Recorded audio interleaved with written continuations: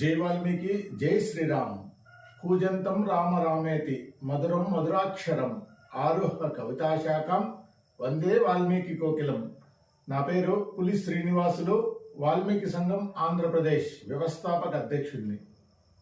వాల్మీకి సంఘం ఆంధ్రప్రదేశ్ రాష్ట్ర core committee సభ్యుల ద్వారా కృష్ణా జిల్లాలోని పెనుమలూరు నియోజకవర్గ యువత అధ్యక్షునిగా కామినేని రాంబాబు గారిని ఏకగ్రీవంగా ఎన్నుకోవడం జరిగింది. వాల్మీకి సంఘం ఆంధ్రప్రదేశ్ రాష్ట్ర కోర్ కమిటీ సభ్యుల ద్వారా ఏకగ్రీవంగా ఎన్నుకున్నటువంటి కృష్ణా జిల్లాలోని పెనుమలూరు నియోజకవర్గ యువత అధ్యక్షుడిగా ఎన్నికైనటువంటి కామినేని రాంబాబు గారికి వాల్మీకి సంఘం ఆంధ్రప్రదేశ్ కుటుంబ సభ్యులందరి తరఫున హృదయపూర్వక శుభాకాంక్షలు తెలియజేసుకుంటున్నాను. పెనుమలూరులో ఉన్నటువంటి వాల్మీకి బంధుమిత్రులందరూ కామినేని రాంబాబు గారి నాయకత్వాన్ని బలోపేతం చేయాలని, వాల్మీకి సంఘం ఆంధ్రప్రదేశ్ చేపట్టినటువంటి వాల్మీకి ఎస్టీ పునరుద్ధరణ మహోద్యమంలో ప్రతి ఒక్కరూ భాగస్వాములు కావాలని కోరుకుంటున్నాను.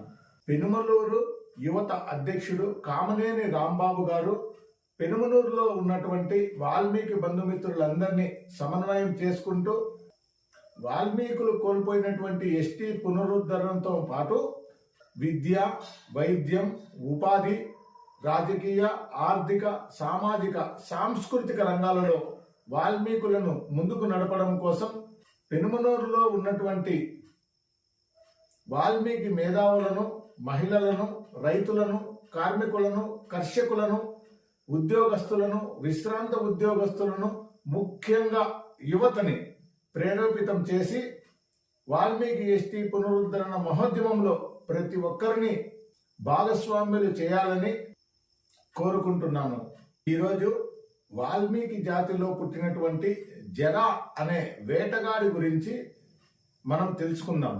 బోయ జాతిలో పుట్టినటువంటి జరా అనే యోధుడు, వేటగాడు ఎంతటి శక్తివంతుడంతే తన బాణంతో ఎవరికైతే మోక్షాన్ని ప్రసాదించాడో వారి గురించి తెలుసుకుంటే జరా ద్వారా మరణాన్ని పొంది వైకుంఠానికి చేరుకున్నది ఎవరంటే, ఎవరి పేరు చెప్తే ముల్లోకాలు లేచి నమస్కరించి పూజిస్తారో, ఎవరి పేరు చెప్తే రాక్షసులు సైతం ఆయుధాలను వదిలి శరణు కోరుతారో, ఎవరైతే ధర్మాన్ని పునరుద్ధరించడం కోసం పుట్టారో, అధర్మాన్ని పట్టుకున్నందుకు కొన్ని కోట్ల మందిని తన సుదర్శనంతో చంపి ధర్మాన్ని కాపాడాడో, దశావతారాలలో ఒక అవతారమైనటువంటి కృష్ణునికి జరా వేసినటువంటి బాణం ద్వారా మరణాన్ని పొంది మోక్షాన్ని పొందడం జరుగుతుంది.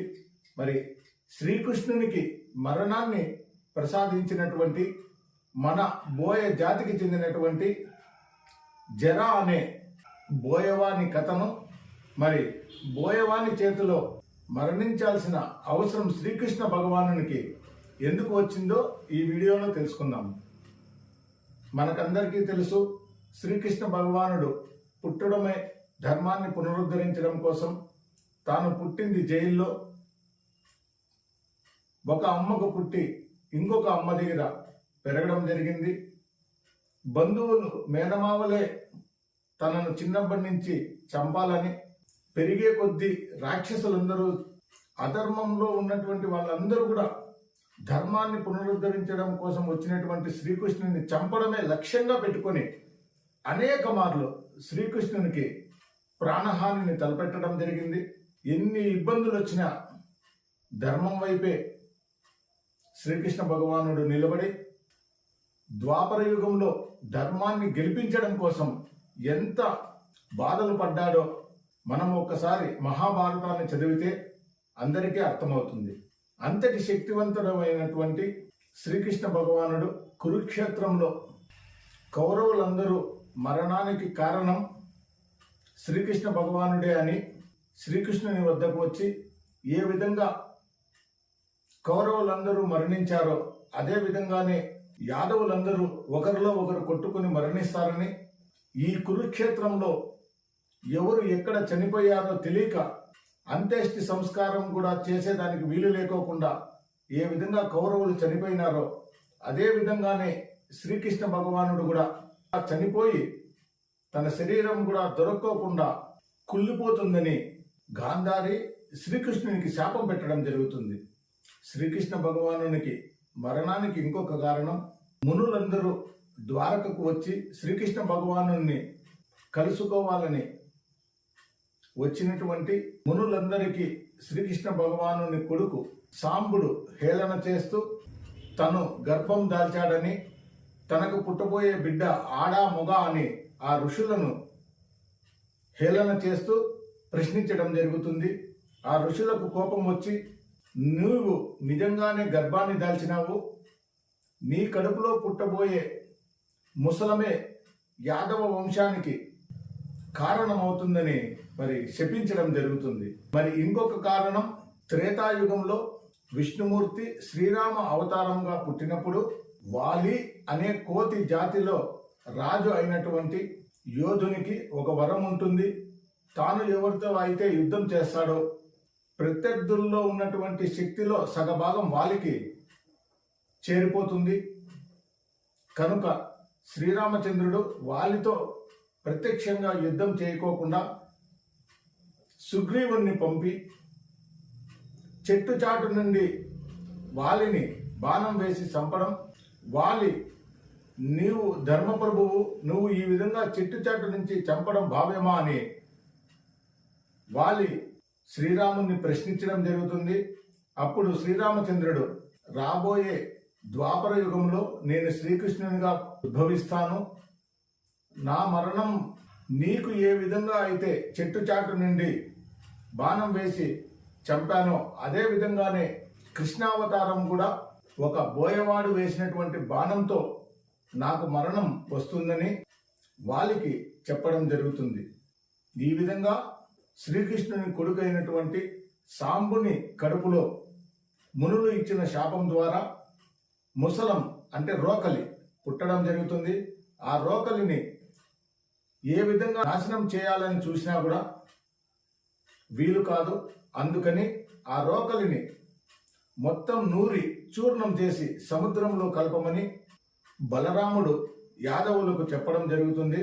యాదవులు కొన్ని ఏండ్లు ఆ ముసలాన్ని నూరి వచ్చినటువంటి చూర్ణాన్ని సముద్రంలో కలుపుతూ చిట్ట చివరగా ఒక ముక్క మిగలడం జరుగుతుంది. ఈ ముక్క యాదవుల్ని ఏం చేస్తుందిలే అని ఆ ముక్కను సముద్రంలో పారేస్తారు. ఆ ముక్కనే సముద్రం ద్వారా జర అనే వేటగానికి దొరుకుతుంది. ఆ ముక్కతోనే విల్లుగా తయారు చేసుకుని జంతువుల్ని చంపి ఆ మాంసంతో తన కుటుంబం కూడా జీవిస్తూ వస్తుంటారు.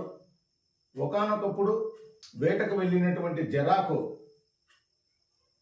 ఒక చెట్టు చాటున నెమలి రంగులో కదులుతూ కనపడడం, మరి నెమలి అనుకుని జరా బాణం వేయడం, ఆ బాణం శ్రీకృష్ణ భగవానుని కాలిలోని బ్రటనవేలకు తగలడం, దగ్గరికి పోయి జరా చూడగా శ్రీకృష్ణ భగవానుడని తెలుసుకొని ఎంతో బాధపడుతూ, స్వామి నా తప్పును మన్నించండి, నేను ఇప్పుడు ఏమి చేయాలో సెలవు ఇవ్వండి అని శ్రీకృష్ణ భగవానునికి కోరడం జరుగుతుంది.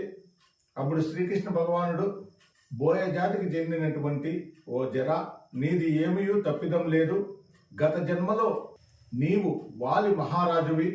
నిన్ను చెట్టు చాటు నుండి నేను చంపినందుకు ఈ యుగంలో వాలి అంశంలో పుట్టినటువంటి నీ ద్వారా నేను మరణాన్ని పొందుతున్నాను. కనుక నువ్వు ఏమి చింతించకుండా ఇక్కడి నుండి వెళ్ళిపోమని ఆజ్ఞాపిస్తాడు.